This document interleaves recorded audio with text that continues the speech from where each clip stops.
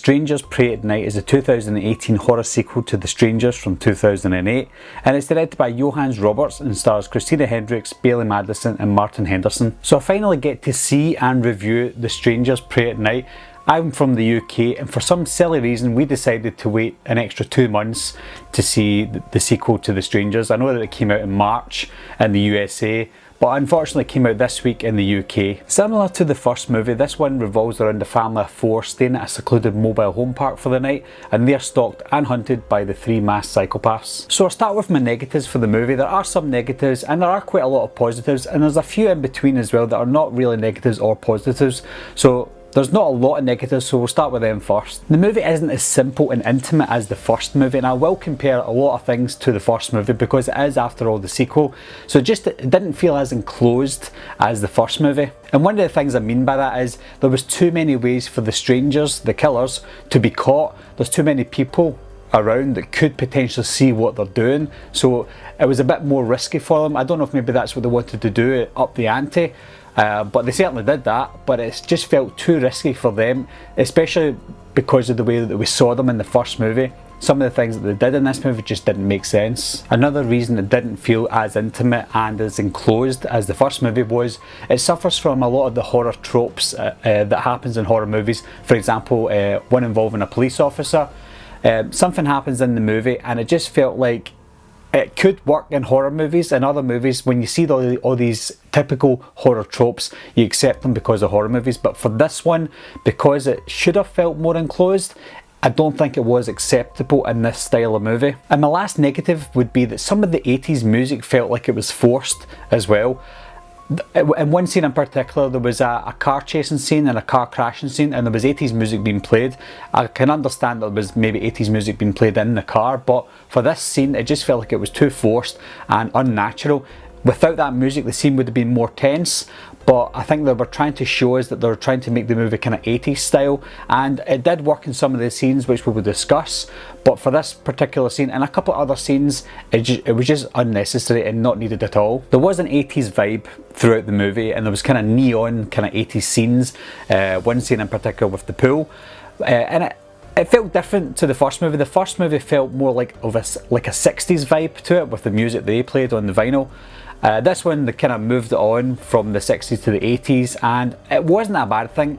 I'd say that a lot of people who love The Strangers for it being that kind of style might not like the way they went with this one.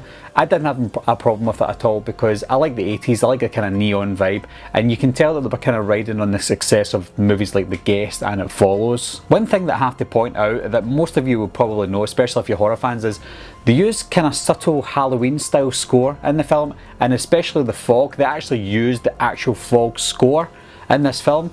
Not looked into the whole ramifications and legal things about that, or if they got permission to do so, but it was like 100% the fog that they used. And again, I like that part because sometimes when they use the fog score, even when they didn't use the fog score, you see a kind of backdrop of the setting, and it was just fog everywhere. So it was ideal that they used the fog score because some of the settings and the scenes felt like The Fog from 1980, John Carpenter's The Fog, so I liked that. I can't really say much about the acting in the film. Obviously the 3 strangers didn't have much lines to say, and for the main cast, they were good overall. I think that Christina Hendricks and Martin Henderson were really underused in this film. I think it would be better to see, or would have been better to see more of them. I'll move on to my positives now, and the first positive that I can say is the movie didn't feel as quiet as the first film, and again, fans of the first film who liked it because it was quiet might not like the fast pacing in this one. I in particular did like the fast pacing. I like the slow pace in the first one. That's what made the first one really good, and I think that the fast pace in this one is what makes this movie good. So stark contrast between the two, but I like the change in pace. Now there's no reason for us to think that the 3 killers in this movie are different killers than in the first movie because it's been so long and it's been 10 years.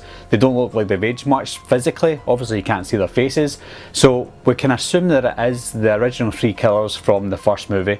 And one thing that does confirm that is when one of the killers says, "Is Tamara home?"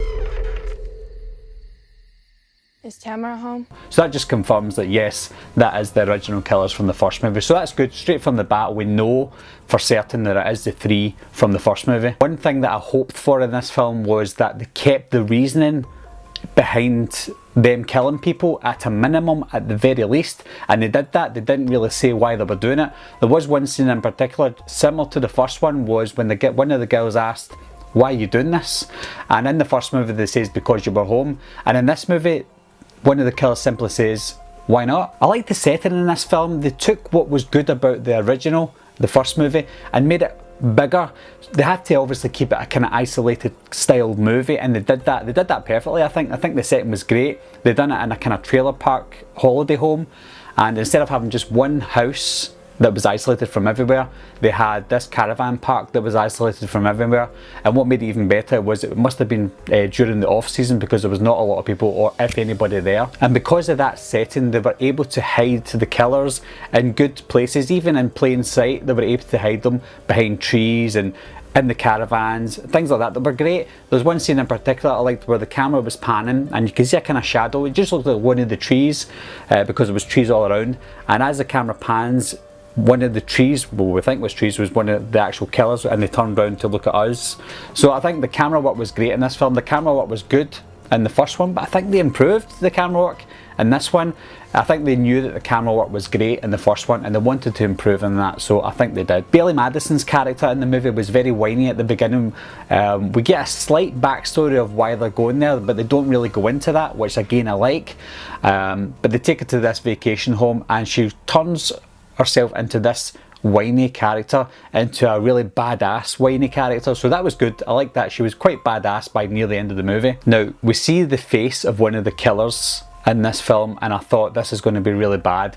However, I wouldn't say who it was, but that killer was killed, so by seeing their face I wasn't too fussed. I prefer not to see their faces, to keep the mystery of the killers, keep the mystery of the strangers intact. And with the other two killers we don't see their faces, so I think that overall the mystery of the killers is still intact. The man in the mask felt a little more inhuman in this film than he did in the first one. He done things in this film that no human could really possibly do, and that could be just because it's a movie, but I think that's quite interesting, an interesting concept, that they're changing at least one of the bad people into this person who is harder to kill, because if you make them human and make them easy to kill, then the movie would probably be over 10 times for this film. But the fact that he can do things and survived a few things in this film that no other human could possibly survive, I like that. That could just be bad filmmaking, but to me I think that's quite interesting and I like that idea. So overall guys, I was actually surprised by the sequel to The Strangers. I think going into this film, because it's been out for 2 months in the USA, I've heard quite a lot of bad things about it, some average things and just a couple of good things about it, but overall I was surprised by it and I was pleasantly surprised. And I don't know if it's because I was getting into it thinking it's going to be a terrible sequel. It wasn't a terrible sequel at all. I'll probably watch it again just to make sure that I've got the right feelings about it, but at this moment in time I think it's just as good as the first movie.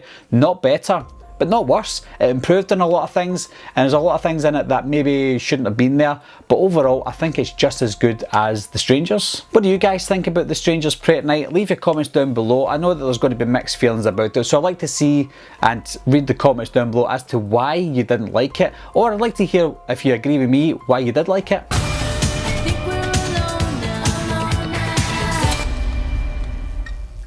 Anyway guys, thanks a lot for watching again, thanks for subscribing, and I'll see you soon.